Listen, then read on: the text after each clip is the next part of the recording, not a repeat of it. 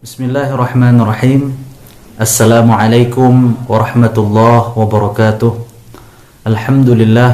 Alhamdulillahilladzi anzala al-Qur'ana bilisanin arabiyyin mubin. Wassalatu wassalamu ala Rasulillah wa ala alihi wa sahbihi wa man walah. Wala haula wala quwata illa billahil aliyyil azim. Ikhwani barakallahu fikum.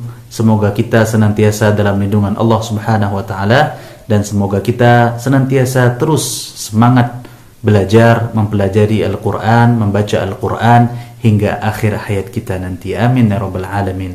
Ikhwani fillah barakallahu fikum. Pada kesempatan kali ini kita sama-sama belajar kesalahan-kesalahan yang sering terjadi ketika melafadzkan atau ketika mengucapkan huruf dzal. Nah, apa saja kesalahan itu? Saya akan rangkum kesalahan itu menjadi 4 kesalahan yang sering terjadi. Sebenarnya banyak lagi kesalahan-kesalahan yang terjadi, namun pada kesempatan kali ini kita hanya membahas 4 kesalahan ketika membaca huruf dzal. Yang pertama, seringkali pengucapan huruf dzal itu diganti dengan huruf jim. Nah, jadi huruf dzal diganti dengan huruf jim. Nah, contohnya auju. Nah, jadi huruf dzal itu diganti dengan huruf jim. Ya.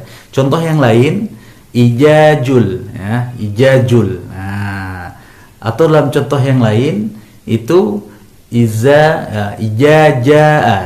Nah, ya, ini kesalahan yang pertama, bahwa huruf dzal diganti dengan huruf jim. Kesalahan yang kedua yang sering terjadi ketika pengucapan huruf dzal adalah huruf dzal seringkali diganti dengan huruf zai. Nah, ini juga merupakan sebuah kesalahan yang sering kita dengarkan, seperti contohnya auju atau auzu, ya, izazul, ya, izajaa, wallazi, allazi, dan seterusnya dari kesalahan-kesalahan yang sering terjadi ketika melafadzkan atau ketika mengucapkan huruf dzal. Kesalahan yang ketiga yang sering terjadi ketika melafadzkan huruf dzal, seringkali huruf dzal ini ditebalkan atau diganti dengan huruf lo, ya. Contohnya a'udzu, ya. Contoh yang lain walladzi, dan seterusnya. Ya, pada hakikatnya huruf dzal itu tidak memiliki sifat ketebalan atau sifat isti'la, di mana irtifa wa aqsal lisan ilal hanakil a'la itu tidak dimiliki oleh huruf dzal. Nah, huruf dzal memiliki sifat istifal saja.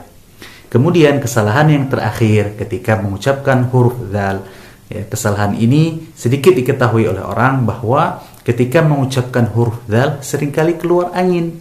Nah, padahal huruf dzal itu tidak keluar angin ketika diucapkannya.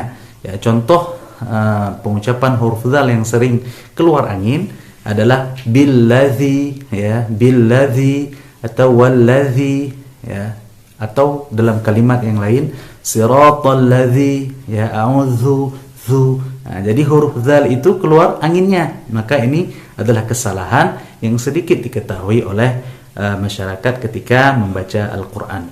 Pada hakikatnya, ikhwani barakallahu fikum, huruf dzal itu tempat keluarnya adalah tarful lisan, yaitu ujung lidah, ujung lidah kita bertemu dengan tarfit thanayal ulia, ya, ujung gigi seri atas. Nah, jadi ujung lidah bertemu dengan ujung gigi seri atas. Dza.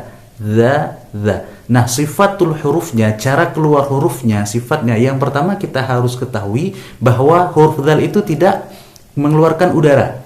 Nah, yang kedua yang kita harus ketahui bahwa huruf dzal itu tidak memiliki sifat sofir.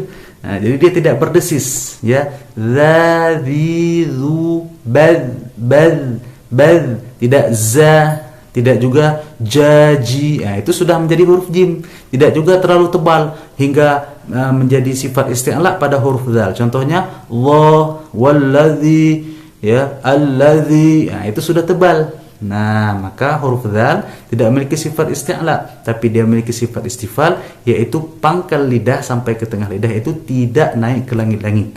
Nah, sehingga tidak menimbulkan suara ketebalan, dia tipis saja. Dza, zi, zu, bad, ya. Idza jaa,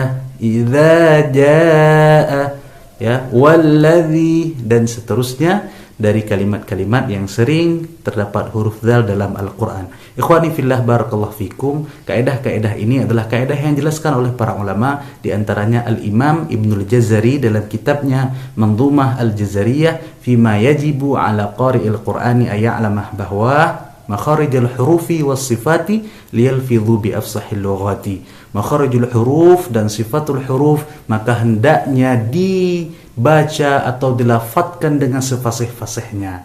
Ikhwani barakallahu fikum. Ya, inilah video yang semoga bermanfaat bagi diri saya pribadi dan kepada teman-teman sekalian. Wallahul muwaffiq lil aqwamit thoriq. Mohon maaf atas segala khilaf dan kekurangan. Assalamualaikum warahmatullahi wabarakatuh.